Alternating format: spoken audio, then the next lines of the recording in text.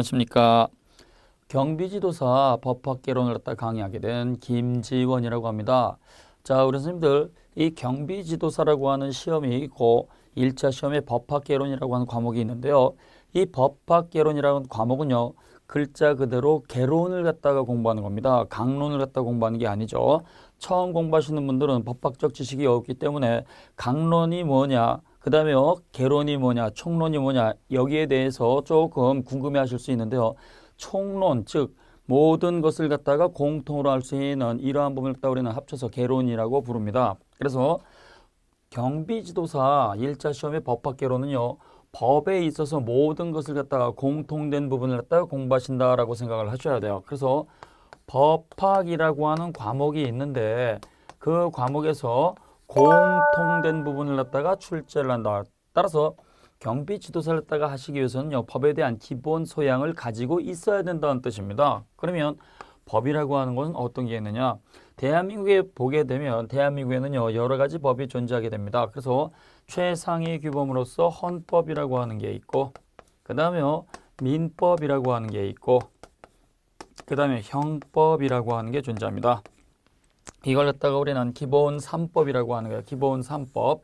국가체제를 갖다가 유지하는 데 있어서 가장 기본되는 것으로서 기본 3법이라고 하죠. 기본 3법. 여기다가요, 추가적으로 3가지를 더 추가하게 되면 기본 6법이라고 해서 6개로 늘어나게 됩니다.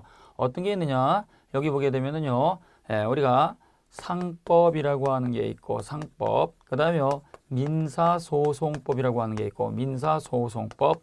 그 다음에 형사소송법이라고 하는 게 있어요. 형사소송법. 요 3가지를 갖다가 추가하게 되면 그때는 다시 기본 6법이다라고 해서 조금 넓게 부르게 됩니다. 그 다음에요, 이건 말고 행정법이라고 하는 게 있어요.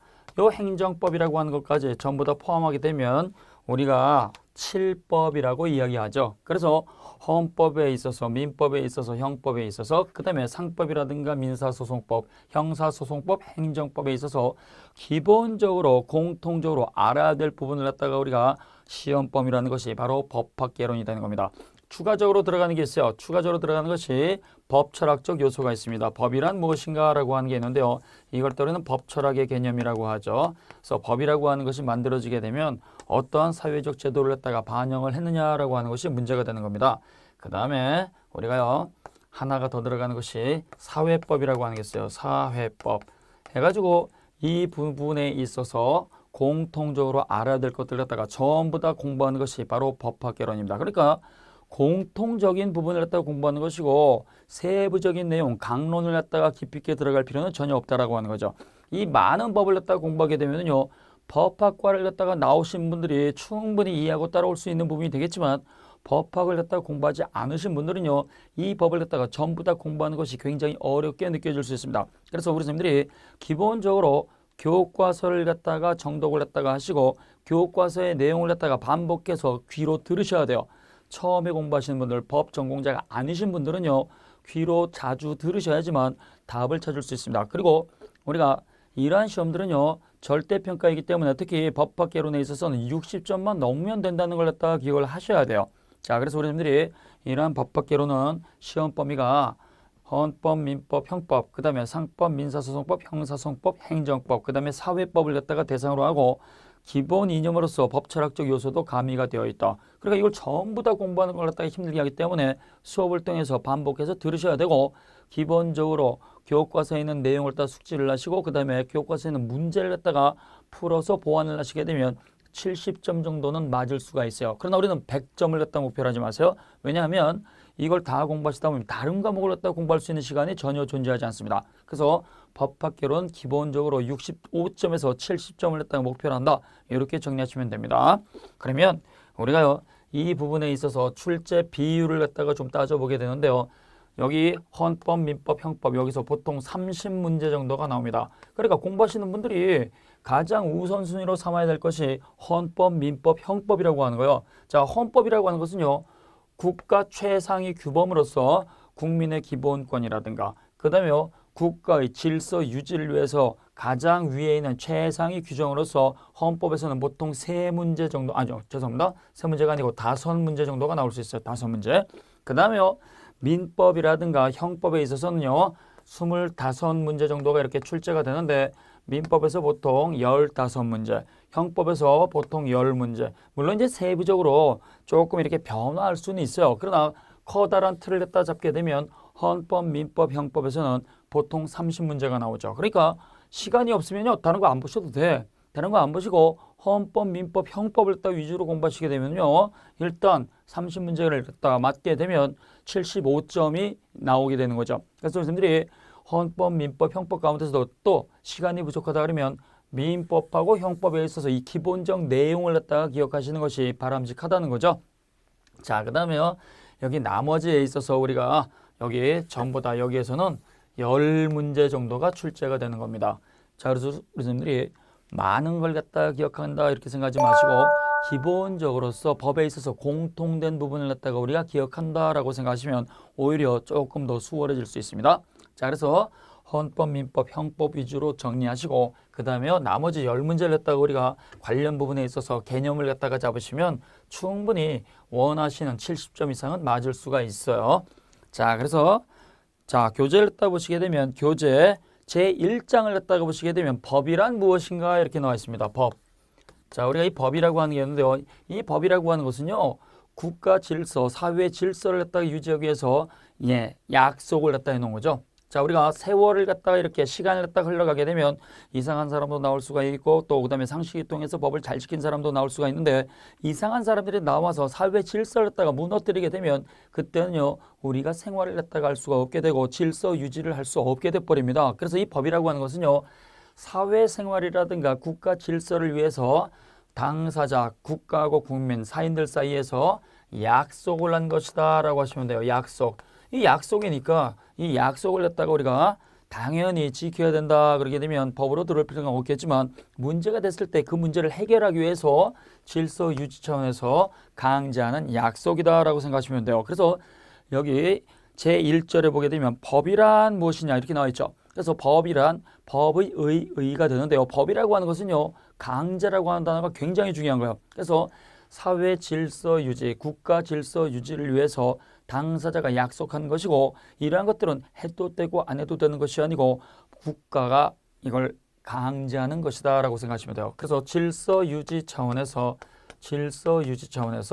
강제하는 것들을 갖다가 우리는 법이라고 합니다. 강제가 되는 것이 법이고 강제되지 않는 것은 종교라든가 도덕이라든가 양심이라고 하는 거죠. 자, 그래서 법이란 인간의 행위를 제하는 데 있어서 일정한 규칙은 규칙이죠. 규칙을 세우고 이러한 것들 갖다가 다 같이 지킬 수 있도록 강제하는 것이다.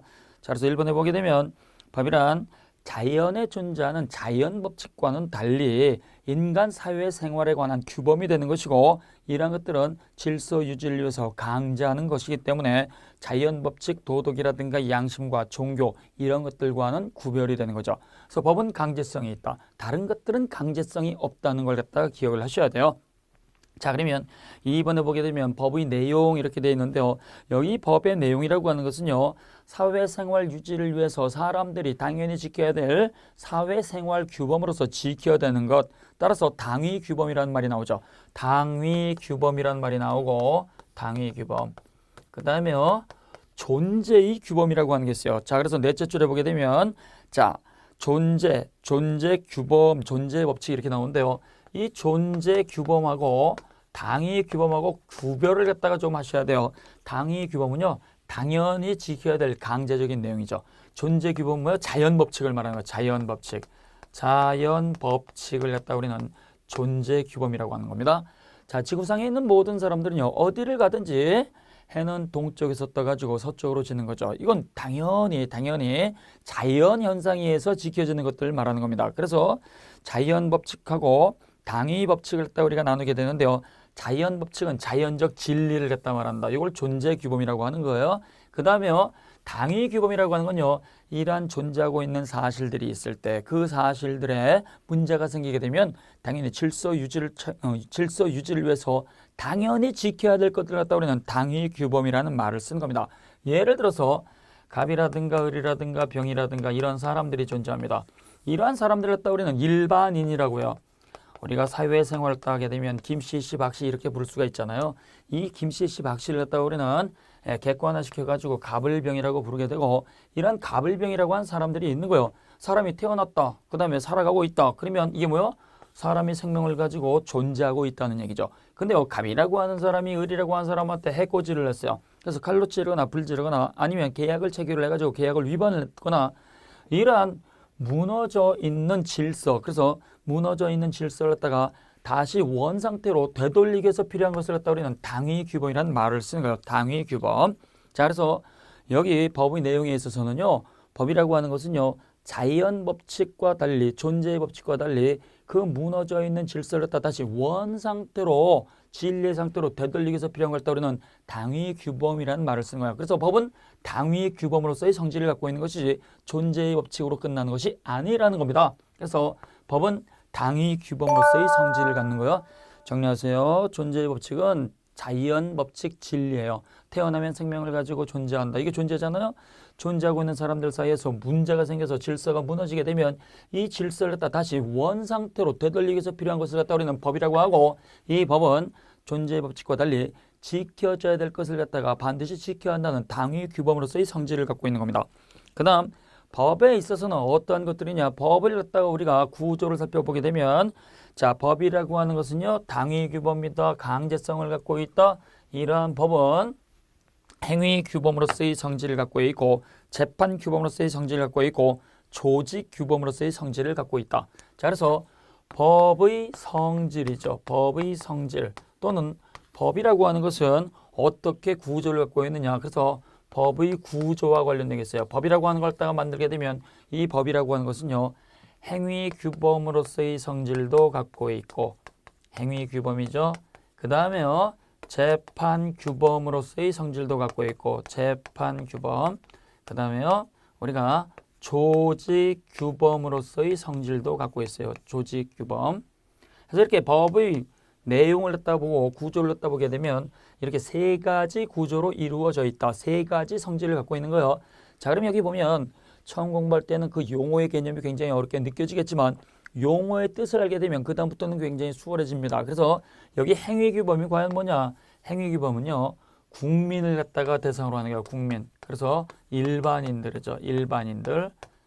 자, 그래서 이 행위규범이라는 말의 의미는요, 국민 여러분은 멋대로 생활하지 말고 법이 요구하는 행위를 하세요라고 하는 거예요. 그래서 국민을 대상으로 법이라는 그 용어를 쓸 때는요, 국민에게 멋대로 생활하지 말고 법이 정한 행동을 하라는 의미에서 행위규범이란 성질을 갖고 있는 겁니다. 그러면 재판규범은 뭐냐? 이건 국민을 갖다가 대상으로 하는 게 아니에요. 이건 법원의 판사죠. 법원을 갖다가 대상으로 하는 거예요. 법원 판사 여러분은 멋대로 재판하지 말고 법에 정한 법대로 재판을 하세요라고 하는 거죠. 그 다음에 이 조직규범이라고 하는 게 있어요. 조직이라고 하는 게 있잖아요. 그래서 우리가 국가 권력이라고 하는 것은 삼권분립의 원칙에 의해서 입법부라고 하는 게 있고, 행정부라고 하는 게 있고, 그 다음에 사법부라고 하는 게 있는데요. 입법부, 사법부, 행정부가 조직으로 존재하죠. 그러니까 서로가 어떠한 권한을 행사하고 어떠한 행위를 할 수 있는지 그 조직체에 대해서 할 수 있는 권한의 범위를 갖다가 나눠준 것이 바로 조직규범입니다. 그래서 법원 조직법이라고 하는 것도 있고, 그 다음에 우리가 입법부, 사법부, 행정부에 관해서 권한을 갖다가 나눠줘가지고 그 권한을 행사할 수 있는 범위를 갖다가 나눠준 거죠. 그래서 법이라고 하는 것은 강제성을 갖고 있고, 당위규범으로서의 성질을 갖고 있고, 이 법이라고 하는 것은 행위규범으로서 국민을 갖다가 대상으로 국민 여러분은 법대로 행동하세요라는 성질을 갖고 있고, 그 다음에 재판규범으로서, 재판규범은요, 법원 판사님들은 멋대로 재판하지 말고 법이 정한 대로 재판을 해달라고 하는 성질을 갖고 있고, 그 다음에 조직규범이라고 하는 것은요, 각각의 권한을 갖다가 분배한다는 것이죠. 그래서 11쪽 쭉 읽어보시면 되는 겁니다. 자, 그래서 한 페이지 넘어가시면은요, 행위규범이라는 게 나와 있고, 그 다음에 재판규범이 나와 있고, 조직규범 이렇게 나와 있습니다. 그래서 행위규범은 국민이다, 재판규범은 법원의 판사다, 조직규범은 각각 권한을 갖다가 나눠놓은 것이다 라는 내용이 있으니까 읽어보시면 됩니다. 그 다음에 제2절 이렇게 보시게 되면요, 법과 다른 것들이 있어요. 구별한다는 거죠. 그래서 법이라고 하는 것도 있고, 약속이라고 하는 것도 있고, 그 다음에요, 도덕이라고 하는 것도 있고, 종교라고 하는 것도 있어요. 이걸 때 이제 상식적으로 우리가 파악해 본다는 겁니다. 자, 그래서 법이라고 하는 것이 있고 도덕, 관습, 종교 등이라고 하는 것도 존재할 수 있다. 자, 1번에 보면 법과 도덕입니다. 자, 자연법론자들 이렇게 나왔는데요. 자연법론자들은요, 자연 진리만을 갖다가 법이라고 하는 거예요. 진리. 그래서 자연법론자는 글자로 된 것이 됐든 아니면 관습이 됐든 그런 걸 갖다 따지는 게 아니고 진리만을 갖다가 법으로 인정하는 거예요. 그래서 자연법론자들이 나오는데 이러한 자연법론자들은요, 진리만을 갖다가 법으로 인정한다. 진리만. 그래서 글자로 된 성문법이 있다고 하더라도 진리를 갖다 반영하지 않으면 그건 법이 아니라고 하는 거죠. 또 자연법론자들은요, 그때그때 시간에 따라서 변화하는 관습이라고 하는 게 있는데요. 그 관습이라든가 관습법을 법으로 인정하지 않습니다. 그래서 영구불변의 진리만을 갖다가 법으로 인정하는 것이 바로 자연법론자들입니다. 따라서 이때 자연법론자들은요, 글자로 된 성문법이라든가 관습이라든가 관습법은 진리를 갖다가 반영하지 않은 것들은 당연히 법이 아니라고 하는 거예요. 자, 그래서 거기 보시게 되면 법과 도덕의 차이점이 나와 있습니다. 도덕 이렇게 나오는데요. 도덕이 뭐냐 이거죠. 도덕은 간단한 거예요. 도덕은요, 양심을 말하는 겁니다. 상식을 말하는 거예요. 우리가요, 상식이 통하는 사회에서는요, 법이라고 하는 것 자체가 존재하지 않습니다. 상식이 통하니까 법원에 갈 일이 없다라는 얘기예요. 잘못한 사람이 잘못했으니까 물어드리겠습니다. 그러면 당연히 법원에 갈 필요가 없죠. 근데요, 잘못한 사람이 해코지한 사람이 잘못했으니까 책임을 지세요 그랬더니 배째 이렇게 나오게 되면 어떻게 돼요? 배를 짤 수는 없잖아요. 그래서 이러한 사람들이 나왔을 땐 법원에 가서 강제적으로 이행을 청구할 수 있고 강제적으로 손해배상을 또 청구할 수 있도록 해야 되기 때문에 도덕과 법은 전혀 다른 거죠. 도덕은 법 이전에 인간이라고 한다면 기본적으로 지켜야 될 상식 또는 양심과 같은 것들을 말하는 겁니다. 자, 그래서 거기 페이지 오른쪽에 보시게 되면은요, 법과 도덕의 구별 이렇게 나와 있어요. 법이라고 하는 것은요, 질서 유지이기 때문에 정의를 갖다가 실현해 준 거죠. 자, 그래서 우리가요, 법 질서라고 하는 게 있어요. 법 질서. 그래서 사회 일반인들이 사회를 갖다가 유지하기 위해서 필요한 법 질서라고 하는 것 갖다 우리는 정의라고 하는 거죠. 정의. 이 정의라고 하는 것은요, 여러 가지로 다양하게 구별할 수가 있는데요. 이 정의라고 하는 건 포괄적 개념이 되는 것이고, 이 정의라고 하는 것은요, 법에서 말하게 되면 법과 관련된 걸 우리는 정의 구현, 정의 실현이라고 말하는 겁니다. 그래서 법에서 말하는 정의는 뭐요? 법 질서 유지, 법을 실현하는 거예요. 그러니까 당연히 법이라고 하는 건 강제성을 갖고 있기 때문에 법에서 말하는 정의는 정의 구현, 정의 실현이 되는 거예요. 그러나 도덕이라고 하는 건 뭐요? 사람이라고 한다면 기본적으로 가지고 있는 양심, 상식을 말하기 때문에 전체의 공동 이익을 갖다가 실현해 주는 거죠. 이걸 조금 어려운 말로 공동선 구현이란 말을 쓰는 겁니다. 자, 그러면 이 법에 대해서 규율 대상은 누구냐? 당연히 질서 유지 차원에서 당사자를 갖다가 강제하는 성질을 갖죠. 그러나 도덕이라고 하는 건요, 전체의 공동이익, 전체의 선한 행동을 대상으로 하기 때문에 전체를 대상으로 하는 거예요. 전체를. 따라서 이 법이라고 하는 것은요, 정의 구현, 그 다음에 질서 유지를 갖다 목적으로 하기 때문에 합법성을 갖다가 목적으로 하는 거죠. 합법성. 그러나 도덕이라고 하는 건요, 전체가 생각하고 있는 선한 이치를 대상으로 하는 겁니다. 이걸 공동선 그러는 거예요. 그 다음에요, 법을 위반하게 되면 당연히 법으로 강제하는 거죠. 그래서 법은 강제성을 갖는 겁니다. 그러나 도덕이라고 하는 것은요, 이러한 것들은 그 사람이 양심을 가지고 행동해주면 좋은 것이고, 양심을 갖다가 위반했다고 해서 범죄에 구성되지 않으면 처벌을 할 수가 없게 되겠죠. 그래서 도덕이라고 하는 것은 법과 달리 원칙적으로 비강제성을 갖는 거예요. 비강제성. 그 다음에 이 법이라고 하는 것은요, 권리와 의무로 구성되는 게 대부분입니다. 우리는요, 권리라고 하는 게 있고 의무라고 하는 게 있어요. 권리와 의무. 권리는 쉽게 내 겁니다. 내 걸 갖다 권리라고 하고, 의무는요, 타인에게 강제적으로 넘겨줘야 될 것들이죠. 그래서 우리가 예를 들면 매매 계약을 갖다 생각하시면 돼요. 매매 계약이라고 하는 게 있어요. 사고 파는 계약이죠. 갑이라고 하는 사람이 물건을 갖고 있어요. 이 물건을 갖다가 을에게 팔겠습니다. 그래서 먼저 제안한 걸 갖다 우리는 청약이라고 하고, 그 청약에 대해서 네, 제가 살게요라고 나중에 한 걸 갖다 우리는 승낙이라고 합니다.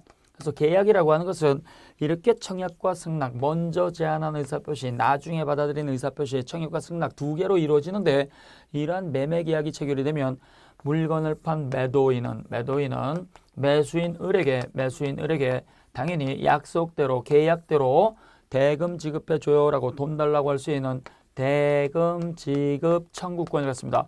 대금 지급 청구권 해가지고 돈 받을 권리가 있고, 그럼 반면에 상대방 매수인은요 대금을 지급할 의무가 있죠. 그래서 의무가 있어요. 의무. 반면에 대금 지급이 끝났어. 대금 지급이 끝나게 되면요 그때는 약속대로 소유권 넘겨줘요. 권리 이전을 했다가 주장할 수 있겠죠. 그래서 매도인 입장에서는요 돈 받을 권리가 있고, 그 다음에요 재산권, 소유권 이전해줄 의무를 부담합니다. 그 다음에요 여기 을이라고 한 요 매수인은요 대금 지급할 의무가 있고, 반면에 소유권을 이전받을 권리가 있는 거죠. 그래서 이 법이라고 하는 것은요 문제가 생기게 되면 당사자에 의해서 받을 게 있고 줄 게 있고 이걸 강제 실현해 주는 게 바로 법의 역할이 되는 겁니다. 그러면 이러한 법은 권리와 의무로서 이루어지는 게 원칙이고, 예외적으로 권리만 있는 경우도 있고 각종 형성권 행사, 그 다음에 의무만으로 존재하는 경우도 존재할 수 있어요. 그러나 법이라고 하는 것은요 내가 줄 게 있고 받을 게 있다. 그래서 권리와 의무로 구성되는 게 대부분이란 얘기예요. 그러나 이 도덕이라고 하는 것은요 이런 것들은 주로 의무로 표시가 되죠. 왜냐하면 전체가 요구하는 선한 행위를 갖다가 요구하기 때문에 물건을 훔쳐서는 안 된다, 사람을 해쳐서는 안 된다, 그 다음에 그 사람의 인격을 갖다 모독해서는 안 된다, 다른 사람한테 피해를 주어서는 안 된다, 이렇게 안 된다, 안 된다, 안 된다로 이루어지는 게 대부분이죠. 그래서 법이라고 하는 것은 주고받는 관계 양면성을 갖다 기초로 하지만 도덕이라고 하는 거 또는 종교라고 하는 거 이런 것들은요 주로 의무만을 갖다가 표현하는 것이 대부분입니다. 자, 그래서 이 법이라고 하는 것은 분명히 질서를 갖다가 위반하게 되면 다른 사람에서 제재를 받고 국가에서 제재를 받기 때문에 외부에서 영향을 받기 때문에 타율성이고, 이 도덕이라고 하는 것은요 그 전체의 선을 그러니까 전체의 선을 갖다 실현하는 그 범위 내에서는 자율성을 갖는 거예요. 그래서 이러한 것들은요 그 도표를 갖다가 눈으로 쭉 확인만 한번 해주시면 좋겠습니다. 자, 그래서 법과 도덕과의 관계는요 법이라고 하는 것은 강제성을 갖고 있다. 그래서 예를 들게 되면 헌법에는요 인간의 생명과 신체, 그 다음에 기본적 자유를 행사할 수 있는 존엄성을 갖다가 규정을 하고 있고, 그 다음에 인격체를 당연히 존중을 해야 돼요. 인격체는 살아있는 사람입니다. 살아있는 사람은요 출생을 하게 되면 당연히 자신의 생명에 대한 권리가 있고, 그 다음에 신체에 대한 자유권이 있고, 그 다음에 얼굴, 초상권, 이름, 성명, 명예권, 이러한 것들이 바로 인격권의 내용이 되고, 이러한 인격권은 당연히 존중받아야 될 기본적 권리가 되는 거예요. 그 다음에 이 기본권이라고 하는 게 있잖아요. 기본적으로 재산권이라든가, 그 다음에 기본적으로 의사결정을 갖다 할 수 있는 자유권이라든가 이런 것들, 그 다음에 우리가 모든 사람이 모든 걸 독식하게 되면 날 때부터 하늘이 그 내용을 갖다 주지 않은 불쌍한 사람들 갖다가 우리가 보호하지 못하게 됩니다. 그래서 일정한 경우에는 기회의 평등을 갖다 제공을 해요. 이걸 따 우리는 평등의 원칙 규정 그러죠. 그 다음에 민법에서 보게 되면은요, 사회 질서 유지 차원에서 가장 중요한 것이 103조에 들어가 있습니다. 그래서 우리가 이 민법 총칙 103조 조문을 보게 되면 선량한 풍속 기타 사회 질서에 위반한 행위는 무효로 한다라고 하는 반사회 질서 무효라는 규정을 넣어놨어요. 그래서 선량한 풍속 기타 사회 질서 위반은 무효로 한다. 그래서 선량한 풍속 사회 질서는 당연히 보호를 해줘야 돼요. 선량한 풍속도 중요한 것이고 사회 질서도 중요한 겁니다. 따라서 선량한 풍속이라든가 사회 질서를 따가 무너뜨리는 행위는 해서는 안 된다는 거죠. 그 다음에 신의 성실의 원칙이라고 하는 게 있어요. 자, 그래서 법률관계의 쌍방당사자 갑과 을이 있습니다. 여기 갑이라고 하는 매도인이 있고, 그 다음에 을이라고 하는 매수인이 있어요. 쌍방관계가 있잖아요. 자, 갑이라고 하는 요 매도인이 상대방 매수인을 통해서 이득을 얻었다고 한다면 상대방에게 똑같이 이득을 챙겨줘야 한다는 원칙이 바로 신의 성실의 원칙이 됩니다. 그 다음에 권리를 따 행사를 해서 타인에게 피해를 주면 안 된다라고 하는 권리 남용 금지의 원칙과 같은 거. 그 다음에 형법에서요 이때 사회 질서에 위배되지 않는 행위는 처벌하지 않는다. 이건 뭐가 되는 거예요? 도덕적으로 비난받는다고 하더라도 형법전에다가 이건 범죄야, 범죄니까 처벌할 거야, 이렇게 규정이 있을 때 한해서 처벌하는 것이고, 도덕적으로 비난받는다고 하더라도 범죄의 구성 요건을 갖추지 못하게 되면 범죄를 성립하지 않습니다.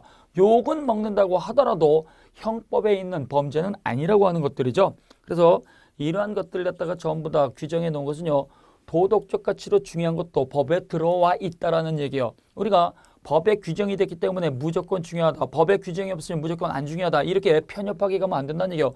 우리는 기본적으로 생명이라든가 신체라든가 사회 질서라든가 이러한 것들은 당연히 지켜야 된다라고 도덕에서도 명시하고 있는 거예요. 도덕에서 인정하는 거고 그러한 도덕적 가치도 법에다가 반영한 규정들이 있다라는 얘기죠. 그래서 상호 조화 적응의 관계에 있다고 볼 수가 있다. 그래서 독일의 법학자 옐리네크 이렇게 나와 있는데요. 예전에는요. 이러한 학자들 이름을 갖다가 내는 구닥다리 문제도 많이 나왔었지만 지금 현재는요. 그 학자들의 이름을 갖다 맞추는 문제 이런 것들은 가급적 출제를 하지 않습니다. 만약에 그걸 갖다가 낸다고 한다면요. 전공을 갖다 하지 않은 사람들한테 전공자 수준, 박사학위 논문 수준까지 공부하는 의미가 되기 때문에 가급적 출제를 안 해요. 따라서 사람 이름에 대해서는 너무 신경 쓰지 말고 옐리네이크라고 하는 사람이 누군지는 모르겠지만 이런 말을 했다라고 생각하시면 되는 겁니다. 그래서 법은 도덕에서 필요한 가장 최소한의 부분을 갖다가 반영한 부분이 있다라고 생각하시면 되는 거예요. 자, 그 다음에요. 2번에 보면 법과 관습이라고 하는 게 있습니다. 자, 법이라고 하는 게 있고 관습이라고 하는 게 있는데요. 이 관습하고 법은 전혀 다른 거죠. 자, 그러면 법이라고 하는 것은요. 당위 규범으로서 질서 유지 차원에서 당연히 약속을 했고 강제하는 것을 갖다가 법이라고 하는데 그러면 관습이라고 하는 건 뭐냐? 관습은요. 관행이라고 하는 거예요. 관행.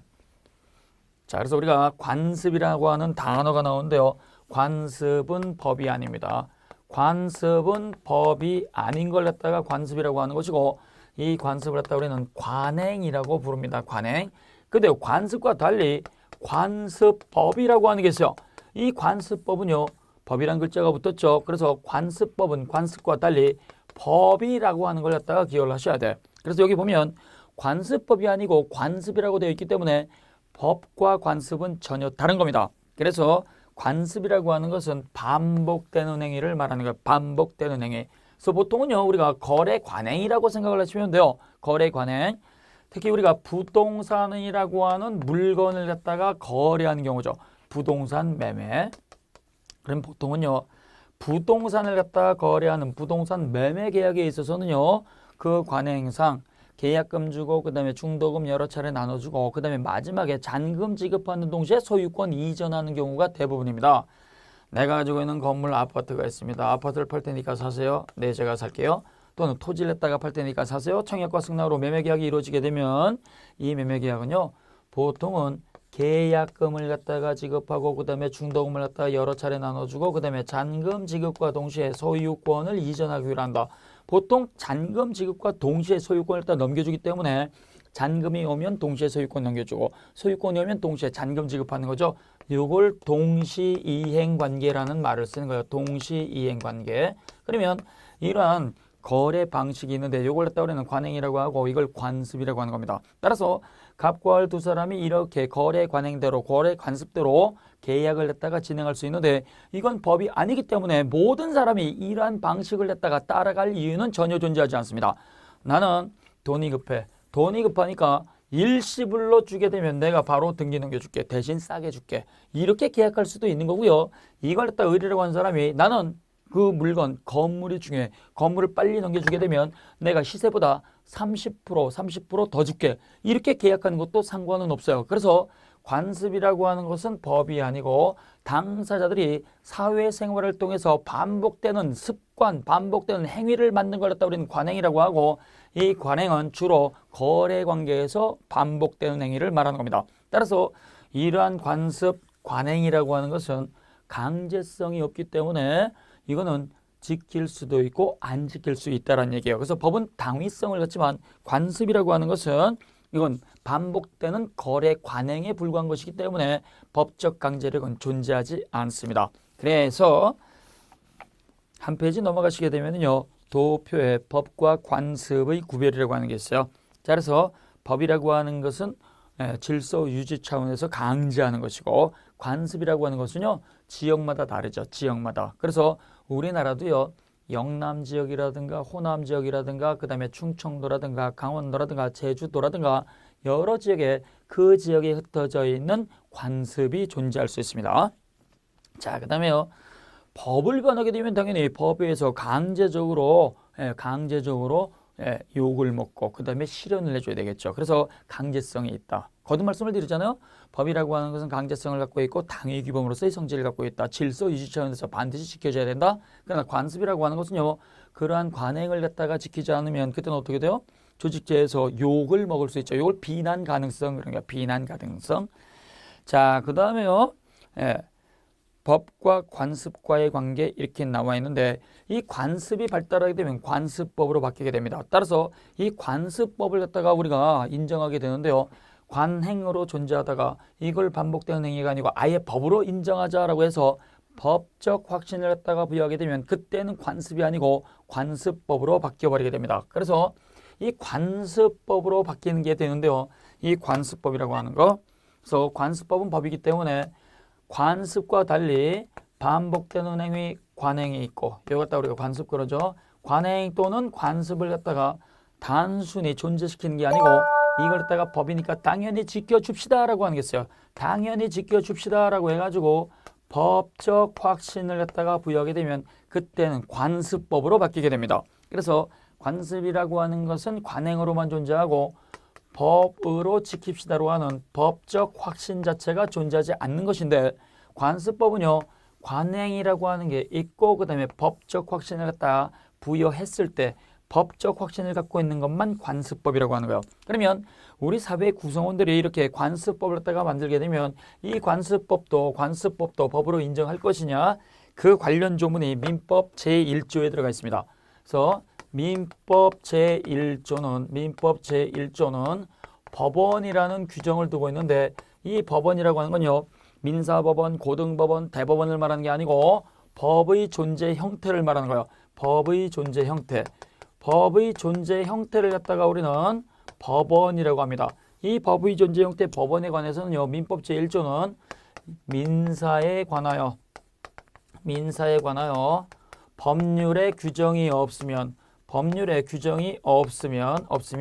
그때는 관습법에 의하고 즉 관습법으로 재판을 하고 관습법조차도 없으면 그때는 마지막으로 조리를 적용하게 돼 있어요. 그래서 민사에 관하여 일반인들의 생활관계에 관해서 분쟁이 있게 되면 글자로 된 성문법, 법률을 갖다가 적용을 하고 그때 성문법이 없게 되면 관습법을 쓰게 되고 관습법이 없으면 조리를 쓴다라고 해가지고 관습이 아니고 관습을 갖다가 법으로 인정하게 되면 법으로 승격을 시켜버리죠. 그래서 관습은 법이 아니고 강제성은 없지만 관습을 갖다가 법으로 당연히 지켜줘야 되겠다라고 법으로 인정을 해버리게 되면 그때는 글자로 된 성문법이 없을 때는요.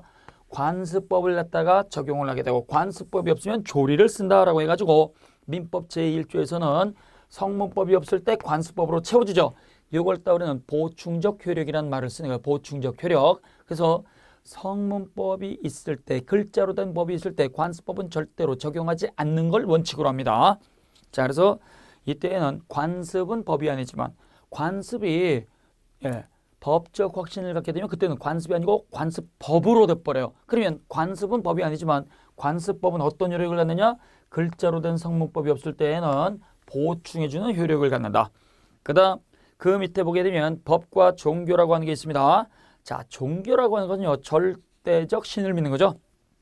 그래서 절대적 신의 존재를 믿고 그 신의 존재에 대해서 우리가 자신의 신앙을 갖다가 이렇게 해서 신에 대한 복종 관계를 했다 말하는 것이 바로 종교입니다. 자, 그래서 이 법이라고 하는 건 당연히 질서 유지다. 그러니까 법 질서는 정의라고 그랬죠. 정의를 갖다 실현해 주는 것이고 종교라고 하는 것은요. 개인 혼자 또는 다른 사람한테 불이익 주지 않고 다른 사람한테도 이익을 챙겨주겠다. 이러한 사회 기본적으로서 이루어질 수 있는 선을 갖다가 실현해 주는 거예요. 절대적 신을 갖다가 대상으로 하는 거죠. 자, 그래서 법이라고 하는 것은 현재 이루어진 내세가 아닌 현재 이루어진 현세를 갖다가 유지하는 거예요. 그러나 종교는 뭐예요? 내세죠. 내세. 그 다음에 법이라고 하는 것은 권리와 의무 둘 다 존재하는 것이지만 여기 종교라고 하는 것도 당연히 하나님을 믿어야 된다. 부처를 믿어야 된다. 그 다음에 살생을 하지 않는다. 의무가 강하게 되는 거죠. 그래서 법이라고 하는 것은요. 법 질서를 따라 강제하는 국가가 판단을 하는 거. 법을 위반했느냐 안 했느냐. 당연히 국가기관인 사법부 판사가 판단하는 거 국가가 판단하지만 이때 종교라고 하는 것은요 절대자가 판단하는 거죠. 절대자. 그냥 읽어보시면 됩니다.